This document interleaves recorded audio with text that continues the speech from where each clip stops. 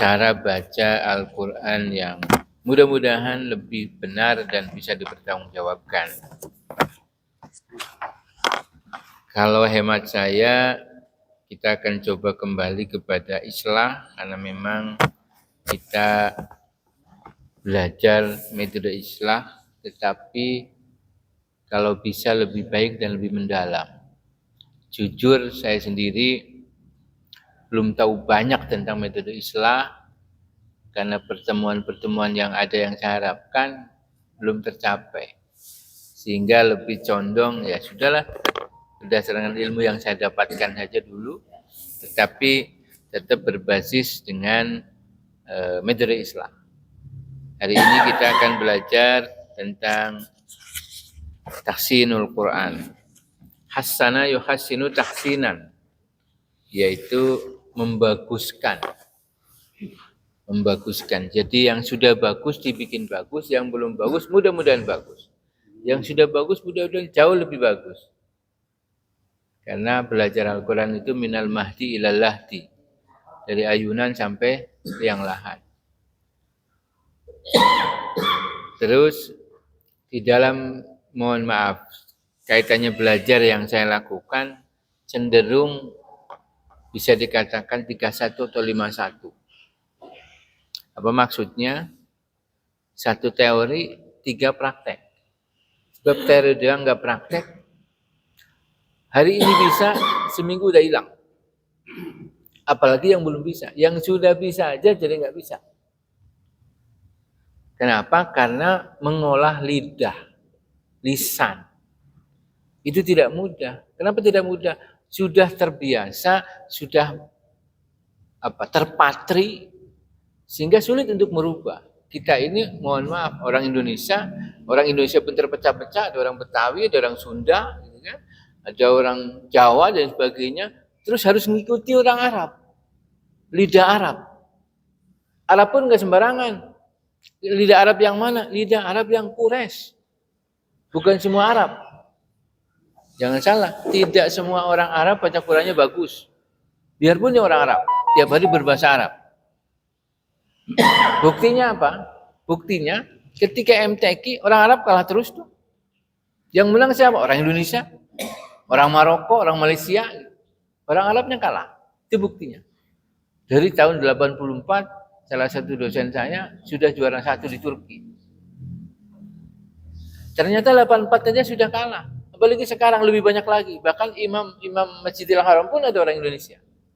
Itu artinya lidah Indonesia lebih bisa mengikuti orang-orang Arab. Tinggal lidah kita bagaimana? Sebab mohon maaf, karena lidah kita sudah terbentuk, yang menjadi susah, ketika susah tambah males ngajinya. Udah males, udah gitu ngelecehin, cuma ngaji doang. Nah, gitu tuh. Padahal yang ngomong begitu belum tentu udah bisa. Gitu.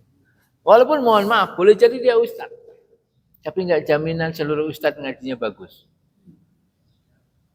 Ya makanya wajar kalau pemerintah atau katakanlah Kemenak sudah mengetes orang-orang yang dianggap bisa. Siapa? Guru-guru PAI. Guru agama Islam. Otomatis dengan sendirinya dia digaji kok. Ustaz Agus nggak digaji gitu kan. Di PAI digaji itu. Kok masih bodoh aja. Ketok aja itu. Kan udah digaji, gitu kan? Makanya harus berusaha. Nah, oleh karenanya ya kita berusaha untuk menjadi lebih baik daripada yang kemarin-kemarin, kira-kira gitu ya. Setuju ya? Setuju. Jadi mohon maaf, kemarin kita sudah belajar panjang pendek. Ya, sudah bisa panjang pendek ya. Guna yang kemarin, yang sebelumnya. Yang sebelumnya, kalau yang kemarin guna. Terus sebelum dilanjut ada, mohon maaf, saya ingetin, ada cara bagaimana memberhentikan bacaan. Nah, memberhentikan bacaan yang sudah harusnya bisa. Teorinya bisa. Teorinya yang pertama apa? Gimana memberhentikan bacaan? Ustaz Zainuddin? Loh, jangan mencet HP mulu, ini ada ustadznya di sini. Gimana cara memberhentikan bacaan? Pertama, kalau kita mau berhenti, Emang nyelonong baik enggak? Ya, wakaf. Bagaimana cara mewakafkan? Nah, itu mulai bingung kan ditanya. Ya. Jadi gimana Bu? Ya kalau belum ada wakaf kita pam dulu, sempurna belum maknanya pam. Maksudnya dari wakaf yang pam dulu. Ya, itu teori yang benar. Naik motor adalah bensinnya banyak tuh. Kalau bensinnya habis, tetap aja harus berhenti. Memang di jalan nggak bisa. Berhenti di samping Istana Negara. Langsung didatangi sama apa namanya? Pas pampres gitu kan. Lalu terus bensinnya habis, emang terus mau dimarahin? Beli dong Pak, gampang kan? Enggak bisa, memang harus berhenti. Nah, tetapi bagaimana kita memberhentikan? Dengan benar, enggak asal berhenti atau terpaksa berhenti. Nah, kira-kira gitu. Itu penting itu. Sebab kalau di jalan pun ada rambu-rambu lalu lintas, gitu kan? Nah, ini rambu-rambu lalu lintas membaca Al-Quran, aja rambu-rambunya. Kira-kira gitu. Maka kita mulai dengan cara bagaimana berhenti. Saya sudah pelajari yang berangkat kemarin siapa ya dulu ya? Pak Ustaz Agus, Sejarib. Nah ini Bu Hori kan? Ini Ustaz Zainuddin bingung nih ditanya bagaimana caranya. Yang pertama bingung kan? Wakaf. Iya kalau ada wakafnya. Kalau nggak ada wakafnya, ayo. Mulai kan? Kalau ada wakafnya, iyalah benar. Nggak ada wakafnya, tapi suruh berhenti. Al-Baqarah juz 3. Satu halaman, nggak ada wakafnya. Ayo. Gimana bacanya? Nggak mungkin kuat. Termasuk Ustaz Muhammad pun nggak satu halaman. Satu ayat. Apa nggak panjang itu. Pusing itu. Maka mau nggak mau harus tahu teorinya. Gitu. Di mana saja boleh berhenti asal tahu cara berhentinya. Nah, sekarang bagaimana teori cara memberhentikannya? Nah, gitu. Kira-kira gitu. Yang pertama, apa Bu Hari yang pertama?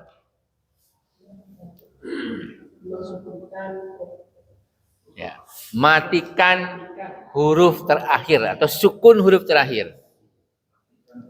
Matikan huruf terakhir. Itu doang gampang kan? Kalau udah tahu tapi matikan huruf terakhir. Yang kedua, setelah dimatikan diapain? Tampakkan sifat dan makhraj huruf terakhir tersebut. Hurufnya apa yang terakhir itu? Kenapa harus ditampakkan sifat dan makhrajnya? Supaya bahwa itu ada loh huruf itu, bukan dihilangin, bukan dibuang. Kira-kira. Contoh. Inna anzalnahu fi lailatil qadar. Ro-nya nggak boleh hilang. Kalau qad hilang ro-nya. Berarti membuang huruf. Buang huruf berarti merusak makna. Merusak makna berarti dosa. Ada ro-nya huruf terakhir. Nah ini banyak, mohon maaf. Kalau imam-imam coba cek-cek aja di musola-musola. Gitu. Yang baca Lailatul Qadar, Al-Qadar, belum tentu benar. Lalu, bagaimana Al-Qadar apa Al-Qadar?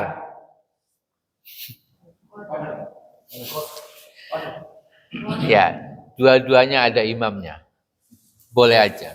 Yang penting jangan keder ya itu. Ya, kira-kira. Ya, jadi matikan huruf terakhir. Tampakkan sifat dan makhraj huruf terakhir tersebut. Tampakkan. Nampak itu cuma dikit doang ya. Kalau nampak itu dikit doang. Dikit tapi udah ketahuan bahwa itu sudah ketahuan misalnya kayak jarib gitu. Dikit doang, wah jarib tuh. Pecinya ketahuan tuh pecinya. Baru pecinya doang itu. Pecinya memata, wah jarib tuh udah ketahuan. Depan Bu, jangan belakang, ntar nggak kelihatan Bu. Udah cakep-cakep nggak kelihatan. Sini depan aja. Depan. Ya geser lah. Bori depan sini Bu, Bori. Ya, yang muda ngalah lah yang muda.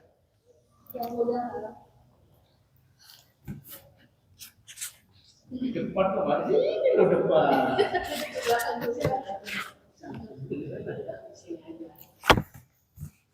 Ya, kita lanjut ya. Jadi tampakkan sifat dan makhraj huruf terakhir tersebut. Nah, yang ketiga, teorinya jika huruf terakhir berupa hamzah, berupa tak marbutoh dirubah menjadi ha. Misalnya as-sholatu berhenti jadi as-sholah. Nah, itu teorinya. Jadi teorinya cukup 3, tapi prakteknya se-Quran itu. Ya, prakteknya se-Quran. Boleh Pak Ustaz Yudin buka juz-juz terakhir. Ya juz-juz 26 27 lah. Nah, itu kan saya tahu teorinya sedikit, prakteknya banyak. Kalau teori doang ngerti tapi begitu baca bingung, ditanya gelagapan. Terus ya juz 23 apa 27 boleh lah.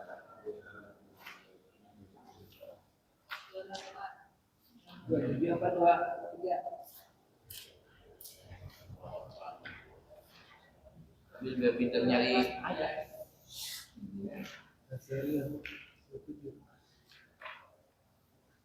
Yang sudah ketemu boleh baca duluan, nggak apa-apa. Ya boleh lah. Apa? Ya. Ya. Beberapa hari. Sama.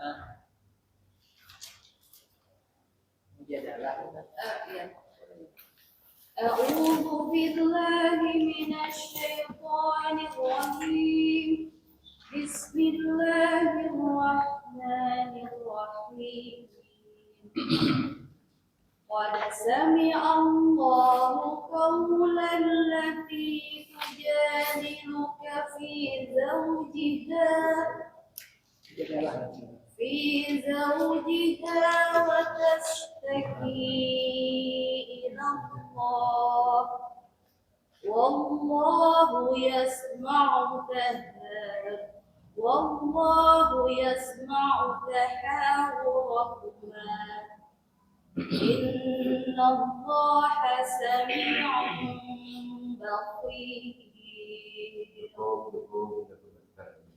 بصير.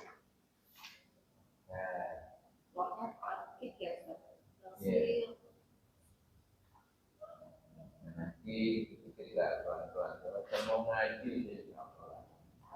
soalnya kalau sudah males ngaji ya diajarin gimana terus